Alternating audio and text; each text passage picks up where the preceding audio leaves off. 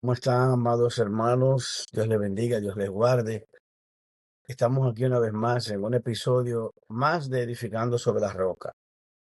Hoy les quiero hablar de algo muy importante y muy interesante. Y saben que, amados, nosotros debemos de aprender esto. Hace tiempo que he tratado de comunicarles sobre este tipo de situaciones que están aconteciendo en muchas iglesias cristianas evangélicas. Yo voy a decir esto. Yo soy cristiano evangélico, igual que quizás las personas que van a escuchar este podcast. Y quiero decirle algo muy importante y muy real. Mire, cuando uno va creciendo en la iglesia, nuestros pastores son personas puestas por Dios, según Efesios 4:11, para la edificación del ministerio, para la edificación del cuerpo de Cristo, para que cada uno de nosotros llegue a una estatura de fe. Déjeme decirle algo. Nosotros creemos en nuestros pastores porque entendemos que nuestros pastores son personas que fueron puestas por Dios para guiarnos, para enseñarnos y para prepararnos a los que tienen un llamado de Dios. Y eso es importante que sepamos esto. Y por esto la Biblia dice que honremos a nuestros pastores. Pero mire algo que le voy a decir. Cuando hablamos de honrar a los pastores, la palabra honra tiene que ver con reconocer lo que ellos han hecho por nosotros. Es verdad que hay muchas personas dentro de la iglesia que no reconocen la labor que hacen los pastores.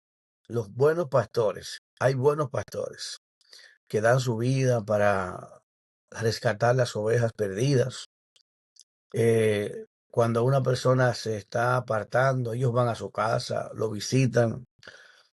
Bueno, la Biblia menciona un sinnúmero de cosas que tienen los que son verdaderos pastores, los que son pastores de verdad. Por ejemplo, la Biblia dice que el buen pastor, Jesús mismo da una opinión, o sea, da una enseñanza sobre cuáles son los buenos pastores. Y dice que el buen pastor su vida da por las ovejas. Y dice una parábola. Dice que el buen pastor es aquel que tiene 100 ovejas y que si una de ellas se aparta, él deja las 99 en un lugar y va y busca a la que está perdida. Porque las que están perdidas están en el redil. El redil es el lugar donde ellas están seguras, donde él las cuida, donde él las tiene custodiadas, encerradas en un lugar para que ninguna se disperse.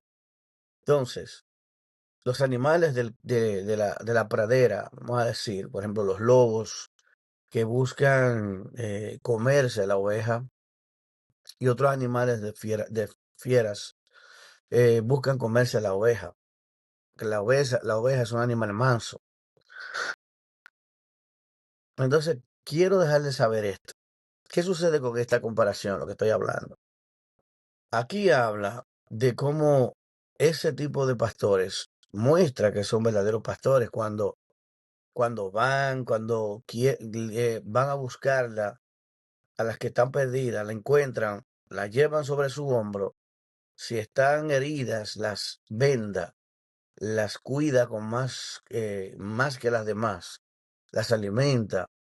Inclusive menciona también en un parte donde les va cortando la lana, porque la oveja tiene una característica que la lana es como para protegerla del frío, pero también en el calor, produce tanto calor que hay que trasquilarla para que ese calor no la sofoque y no le haga daño a la misma oveja.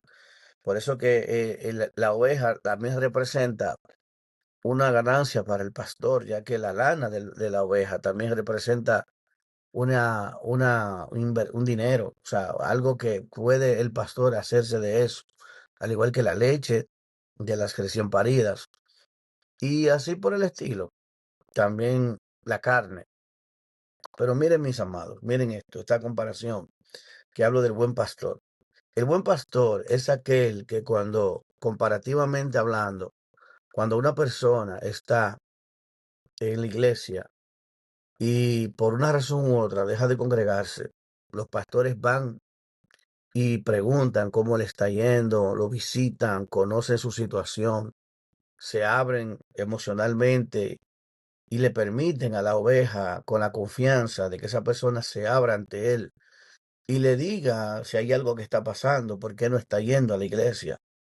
Entonces, ¿qué sucede? Esa persona quizás está teniendo pruebas, está teniendo dificultades con su fe, se siente sola, triste. Entonces, para eso, el pastor hace esa labor, para volver a incluir a las ovejas dentro del redil, con amor, con paciencia, con cuidado, con la palabra de Dios. Mira su situación y vemos si espiritualmente está herida por alguien más, por el enemigo, por el lobo, el diablo, otra persona, otra oveja, o otras situaciones de la vida. Entonces, ¿qué sucede? Entonces el pastor evalúa, comienza el proceso de sanidad, comienza el progreso, el proceso de reintegración a la congregación, que es el redil. Entonces, ¿qué sucede? También se da el punto donde la oveja comienza a amar al pastor por el cuidado del pastor. El pastor te cuida, te pasa la mano, o sea, emocionalmente, como dice, conoce tus necesidades. Hay pastores que cuando las ovejas están pasando por una situación económica, pues la apoyan económicamente. Problemas familiares, lo apoyan, problemas emocionales, lo apoyan. Y este es el trabajo del pastor. Y esta es una labor digna, una labor preciosa, una labor hermosa, que no todos los pastores están dispuestos a hacerlo, ya que en estos tiempos yo veo que los pastores de este tiempo no van a la iglesia, no van a la casa de los hermanos. Y una cosa quiero decir, no es que el pastor viva en la casa de los hermanos para estar ahí conociendo las situaciones de ahí, no. Pero el pastor también tiene que ir a la casa de la gente para que las personas se sientan igual, vamos a decir que son parte de él y que ellos son tuyos y tú eres de ellos. Es una relación mutua de amor, de sinceridad, de amistad, de compañerismo, de ayuda espiritual. Todo eso ayuda, todo eso es bonito, todo eso es especial. ¿Qué pasa con esto, hermano? Que también Jesús hablaba de los asalariados. ¿Cuáles son los asalariados? Los asalariados buscan ser honrados por las ovejas, los pastores asalariados. Se enfocan mucho en la parte de dinero, en la parte financiera. Eh, el pastor asalariado es una persona que mira a la oveja como un cajero automático. O sea, que mira a ti y mira a las personas que tú puedes llevar, te motiva para que tú seas como una especie de pirámide, para que tú busques más personas, para que vayan a la iglesia, porque eso representa, al igual que los productos Amway o otros productos que son piramidales, representan al final una ganancia mayor para las personas que piensan en el dinero. En este caso, el asalariado es así. Hacen muchas actividades con el propósito de crecimiento de la iglesia, pero con el propósito de ganar dinero, porque se enfoca mucho en lo que tú hagas y te motiva para que tú busques más y más personas y hables con más personas y invites a la iglesia. E incluso algunas congregaciones hacen una especie de práctica que aparentemente es buena, porque le dan un cariño a las personas que van, le dan un reconocimiento, que viene que nos visita, le hacen un aplauso, lo hace sentir bien, lo hace sentir de la casa. Y eso es parte, eso está bien, porque yo voy a decir lo que está bien y lo que está mal está mal. El punto no es eso, porque eso está bien, usted haga sentir bien a las personas que lo visitan, ya que muchas personas en la iglesia creen que la iglesia es un cuco, que la iglesia solamente son los cristianos que tienen que ir. Y la iglesia es un lugar para que todas las personas se sientan bienvenidas. Y esto está bien, porque yo soy partícipe de que eso se haga, incluso siempre lo he hecho, lo he promovido y lo he hecho yo de mi parte. Como pastor también promoví eso y lo promuevo todavía, estoy de acuerdo con eso. Ahora bien, ¿qué sucede? Que hay personas que tienen otra finalidad. Por ejemplo, así como hay personas que te tratan bien, pensando en su corazón y su interior, con un propósito de ganar dinero contigo. Si el propósito es ese, genuino, en algún momento se va a dejar ver y va a salir. Así como también puedo tratarte con toda esa forma y ser honesto y no importarme lo que tú hagas o lo que tú me des o lo que tú me puedas dar o ofrecer. Sin embargo, hoy nosotros podemos ver de hace mucho tiempo, lo voy a hablar como miembro de una iglesia y lo voy a hablar como, no como pastor, no como ministro, sino como hermano.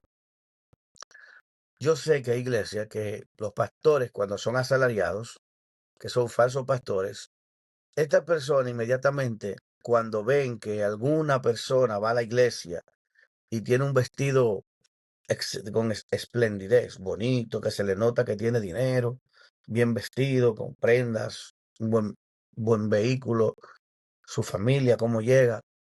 Eso es atractivo hasta el punto de que ese tipo de personas son captadas por hermanos y algunos pastores, inclusive, y van y tratan de que esa persona se sientan bien para fidelizar esa visita, para que esa visita sea recurrente, para que continúe yendo, para que sean parte de la congregación. Les invitamos, esta es parte de su casa.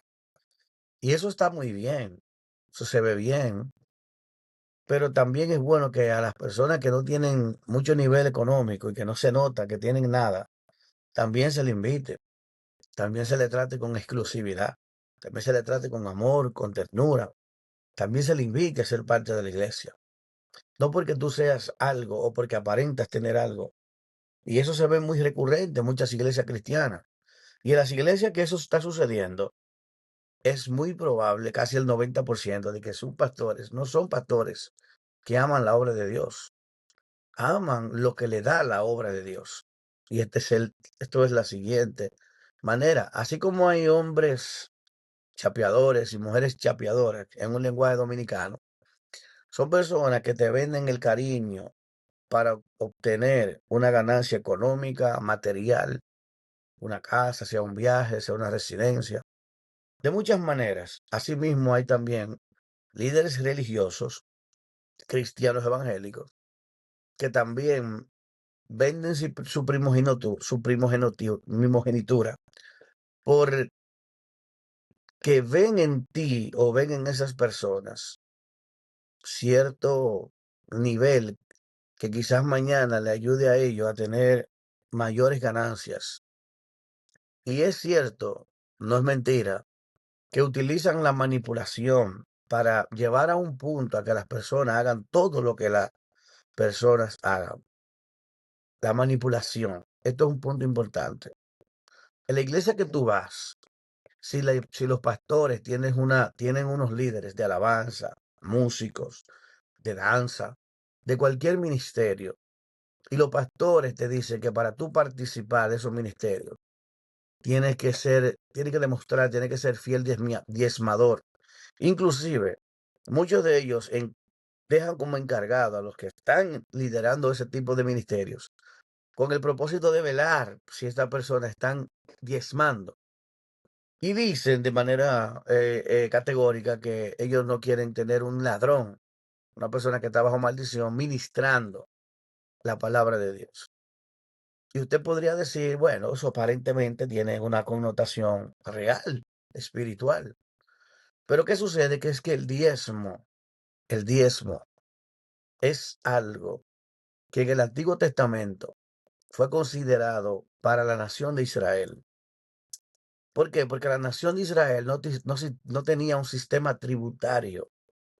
¿Y cómo Dios distribuyó el sistema tributario? Bueno, entre 12 tribus que existían, de los 12 hijos de Jacob, cada uno representaba al patriarca de una tribu, o sea, de esa familia, de la cual se constituyó prácticamente, pudiésemos decir, una tribu, una ciudad, una nación.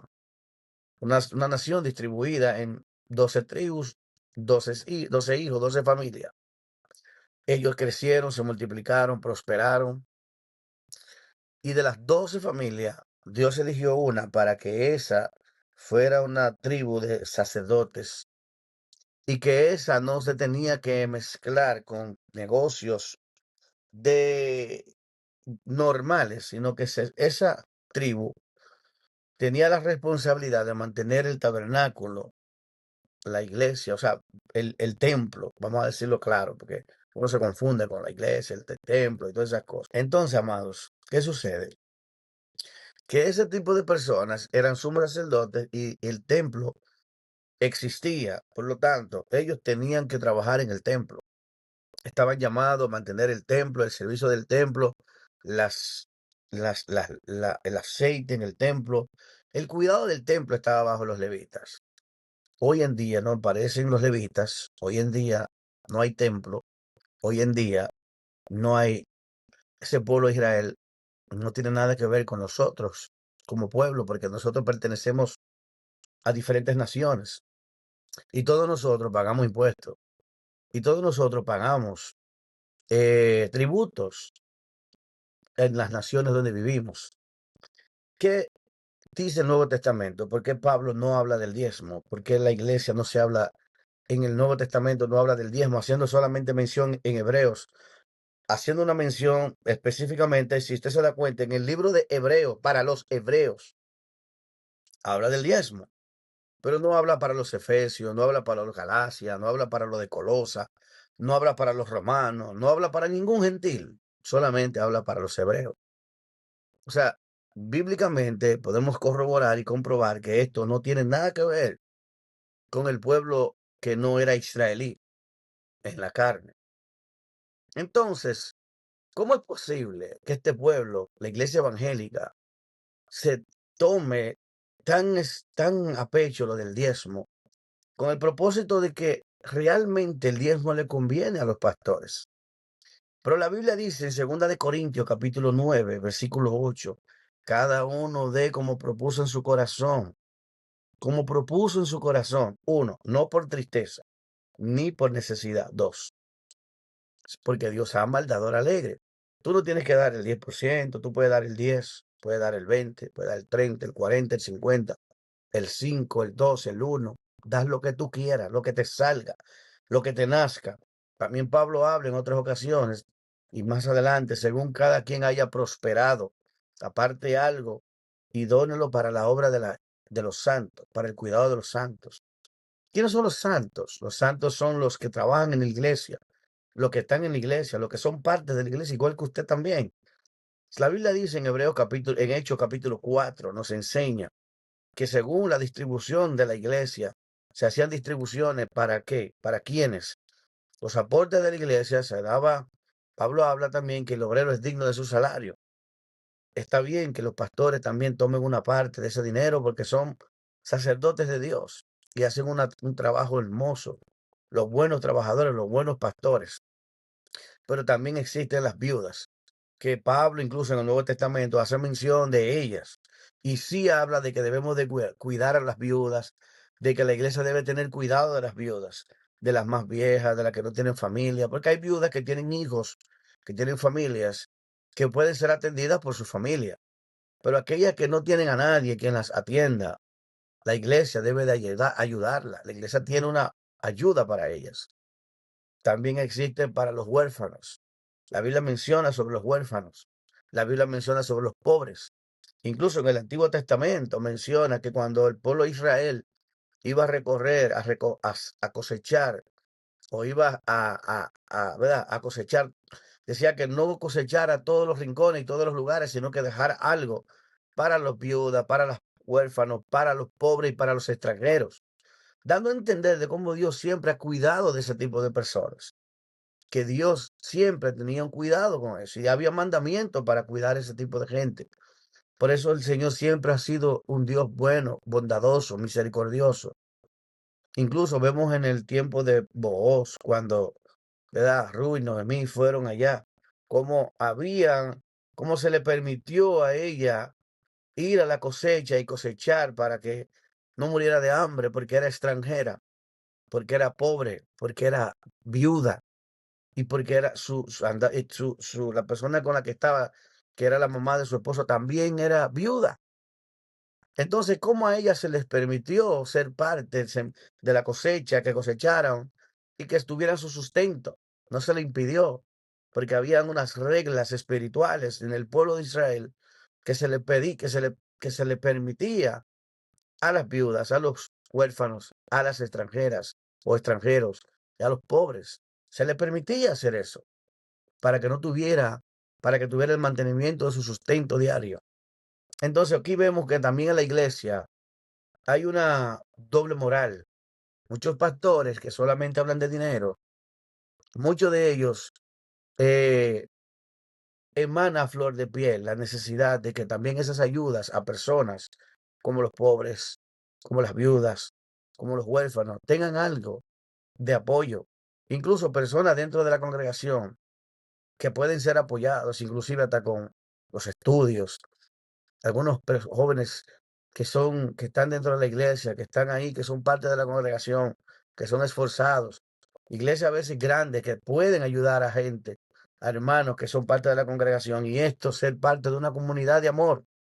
Sin embargo, esto no sucede, solamente cae tan mal cuando tú miras estos pastores llenos de lujos, llenos de avaricia, con vehículos de lujo, con casas de lujo, con relojes de lujo que cuestan miles de dólares. No es posible, amados, que esto esté pasando. No es posible que la iglesia se le exija a la gente que dé diezmo, que dé primicia, que dé dinero, que haga pactos. Y todo tiene que ver con el dinero. Sin embargo, ese tipo de personas o ese tipo de iglesia, existe mucha de esa gente que no tienen para completar el mes la renta. Tienen tratamientos médicos que no pueden cubrir. Tienen situaciones en su casa que no tienen para comer, no tienen ayuda. Y así por el estilo, hermano. Entonces, es bueno que nosotros como cristianos, nosotros identifiquemos qué tipo de personas somos y qué tipo de personas son tus pastores, los que están en tu congregación, a donde tú vas. Si tanto hablan de dinero, ¿por qué solamente ese dinero entra? No se ve salir. Solamente tú ves tu pastor andando buenos vehículos, buena ropa, ropa cara. Ese no es el propósito de Dios con el diezmo ni con el dinero que se aporta a la iglesia. La iglesia tampoco está hecho para hacer una mansión para el pastor, ni para los hijos del pastor, tener los mejores colegios, ni ir a las mejores universidades, ni vivir como rico de tú, que eres quien aporta tu diezmo y tu ofrenda. Entonces es bueno que entendamos que cuando hablamos de honra, estas personas utilizan la honra como dinero. Inclusive muchos evangelistas que van a predicar hablan y dicen, ¿cuánto es mi honra? Preguntando como cuánto sería lo que tú me darías cuando yo vaya a predicar a tu iglesia. Señores, ellos dicen que el obrero es digno de su salario porque lo reclaman, lo exigen. Pero déjeme decirle algo. La iglesia no está llamada a dar un monto específico porque nadie está llamado a dar un monto específico. La Biblia dice que Dios da y que nadie tuvo más ni tuvo menos.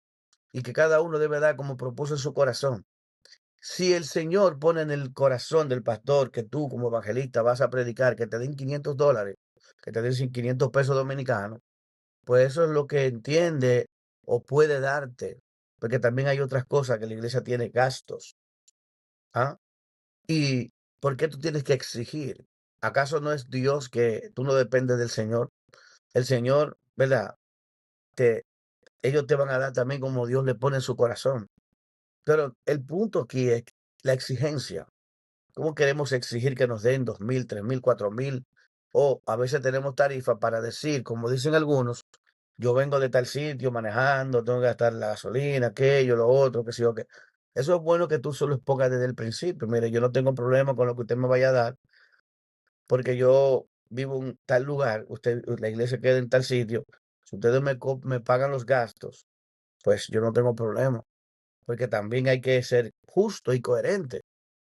Usted quiere que yo vaya y predique, le dé una palabra, o sea, uno lo hace para Dios, pero también la persona tiene que entender que yo tengo mis compromisos. ¿Cómo yo voy a dejar de cubrir mis compromisos para llevarte una palabra a ti, a ese pastor, que también hay doble moral?